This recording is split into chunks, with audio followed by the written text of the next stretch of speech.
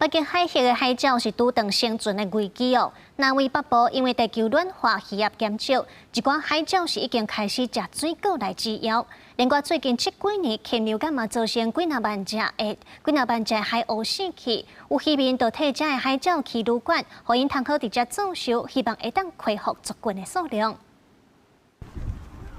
两位北极圈的瓦尔多岛是世界级的海鸟天堂，热天生态大量的海鸟海洋区，吸引真侪摄影甲爱生态人。也毋过因为最近几年全球禽流侵袭，加上人类过度的掠造成食物不足，甲暖化造成洋流改变的冲击，互海鸟面临生存的危机。 1990年代以来，北欧斯堪的纳维亚半岛沿岸爱伫徛壁做寿的3只海鸟数量减少8成。 瓦尔多渔民汉心3年前开始将茶箱跳起来，打造海鸟的旅馆，为因提供一个安全的据点。安心生态后台，安尼做也有一个好处，就是减少海鸟伫市区做寿所带来臭味甲大便。两位海岸线已经有7个3只海鸟的专属旅店。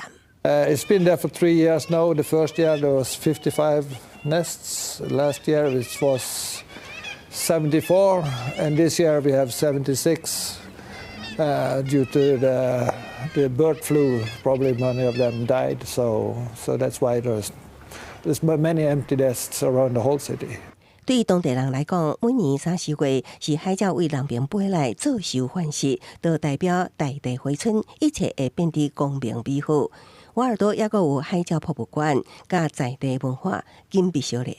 附近无人岛霍尔诺亚，凡是季节有10万海鸟大军伫遮成家做寿，会当讲是欣赏鸟的天堂。也毋过遮共款面临族群减少的问题，主要是因为气候变迁。另外，2023年起，全球爆发大规模禽流感，敢若两位北部沿海都造成2万多只海鸟死亡。 保护因中建族群变做真紧急的任务。公司新闻，是会中编译。